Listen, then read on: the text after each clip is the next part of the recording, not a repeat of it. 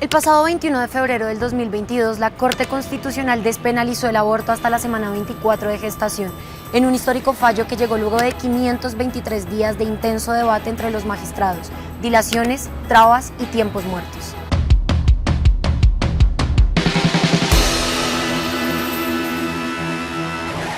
Causa Justa, junto a los demás miembros de su organización, lograron que se eliminara el delito del aborto del Código Penal.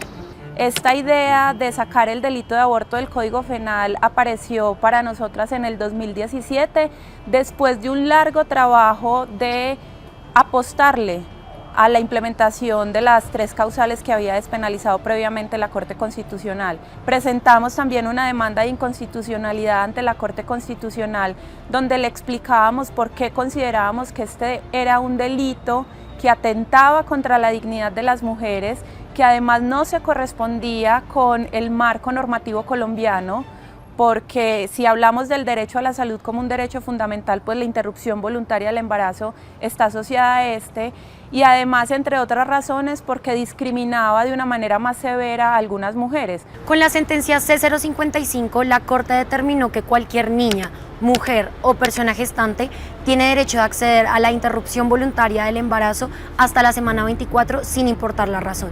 Después de ese plazo empiezan a regir las 3 causales estipuladas en 2006. Hace un año fue la despenalización del aborto y yo creo que el reto es muy grande porque la ley no cambia de un día para otro. Es decir, la sentencia es como una decisión histórica, una cosa muy importante, pero hacerla realidad en los hospitales y en las clínicas es un trabajo que merece mucho esfuerzo por parte del Estado y también por la sociedad civil. 11 meses después del fallo, el Ministerio de Salud emitió la resolución 051, en donde se establece la política de atención integral para la interrupción voluntaria del embarazo. Sin embargo, ¿qué ha cambiado en Colombia para las mujeres y personas gestantes durante este último año? El balance del primer año de la sentencia Causa Justa indudablemente nos remite a los cambios en la vida de las mujeres, y es que en efecto cada vez las mujeres se pueden acercar al sistema de salud a pedir un servicio de interrupción voluntaria del embarazo en el marco de la legalidad, de manera gratuita, sin tener el temor de ser denunciadas. Entonces sí se han generado cambios, y esa apertura, que es también una apertura democrática, pues es un valor y es algo muy valioso que hay que señalar de un aporte de Causa Justa al país. Aunque la resolución obliga a la Superintendencia de Salud, Secretarías de Salud, EPS e IPS a brindar una atención integral y completa para la interrupción voluntaria del embarazo, siguen existiendo trabas y dilaciones en los procesos que solicitan las mujeres y personas gestantes. Nosotros presentamos muchas quejas ante la Superintendencia de Salud por 3 razones. Primero, porque se demora más de 5 días en autorizar el procedimiento. La segunda problema que más se presenta es que las remiten a psicología, trabajo social y especialistas. Esa era la ruta anterior de las 3 causales. Y la tercera y la más lamentable es muchas formas de violencia obstétrica a través de comentarios, insistencias a que no debería hacerlo, que para qué no se cuidó, o juzgamientos. Esas son como las...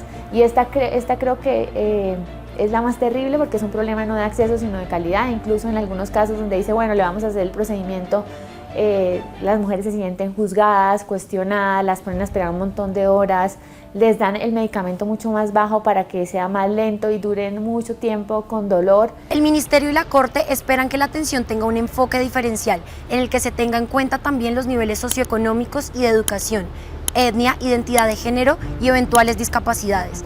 Además, incluye a niñas, adolescentes, mujeres migrantes, personas trans, no binarias y transmasculinidades. El cambio más significativo tras el fallo de la Corte Constitucional que despenalizó el aborto hasta la semana 24 es haber modificado el paradigma.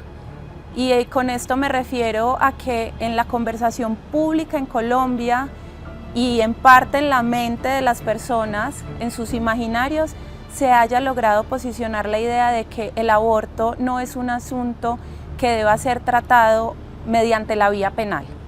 Es necesario tener un sistema de información actualizado y certero respecto a la interrupción voluntaria del embarazo.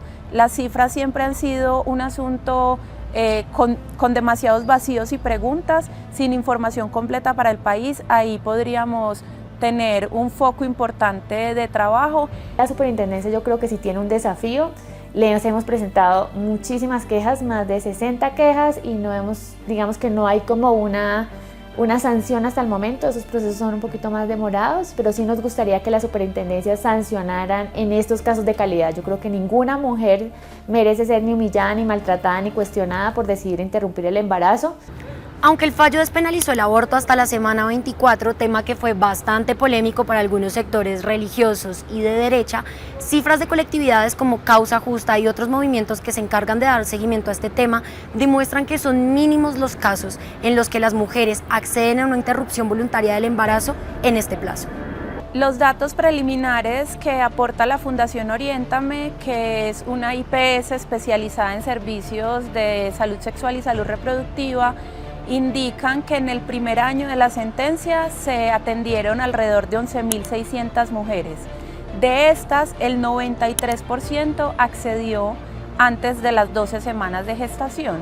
Esto es muy importante, la mayoría de mujeres abortan antes de la semana 12. Nosotras hemos asesorado a más de 2.000 mujeres en la línea Jacaranda sobre aborto, y la estadística que nos muestra es que la mayoría de mujeres, esto es el 90% de las mujeres, piden o solicitan información para solicitar el aborto antes de la semana 12. De hecho, en su mayoría, en la semana 6 del embarazo, que las mujeres que llegan a la semana 24 realmente son casos muy pequeños, primero. Segundo, casos muy extremos, algo pasó, viven violencia, no tienen la información. Pero, ¿qué pasa cuando no hay una respuesta oportuna ante una solicitud de interrupción voluntaria del embarazo? Lo ideal no es que una mujer presente una tutela, ese es como el último paso si se niega el servicio, pero ahí estamos para hacerlo cumplir tanto de la manera más sencilla o de la manera más compleja cuando el prestador de servicio de ese pueblo, de ese municipio, no quiere hacer el procedimiento. Durante este año, la línea Jacarandas ha presentado 137 acciones legales, 21 tutelas, 60 quejas ante la Supersalud, 51 requisiciones ante secretarías municipales y 6 más ante tribunales de ética médica. Adicional a esto, el 27% de las mujeres atendidas por su línea no cuentan con una EPS. Nosotros hemos asesorado alrededor de 500 niñas menores de 18 años y 10 niñas menores de 14 años. Y hemos enfrentado muchos problemas y muchos miedos. Deberíamos dejar esa hipocresía de lamentarnos por el embarazo adolescente, pero no hacer nada para que las niñas y los adolescentes sepan que el abortar es un derecho. La decisión de la Corte fue contundente. La respuesta de los opositores también se hizo escuchar. Sin embargo, los movimientos y colectividades que defienden esta causa piden al Estado las garantías para que se cumpla lo que ya está en el papel. Hay un asunto que es muy importante a tener en cuenta, y es que los derechos de las mujeres no se pueden convertir en un caballo de batalla político. Estos son derechos ya ganados y que tienen un sustento en nuestro ordenamiento jurídico, entonces hay que hacer un llamado y un pedido de seriedad a los políticos para que respeten lo que significa que hoy en día en Colombia las mujeres tengan el derecho a interrumpir voluntariamente su embarazo.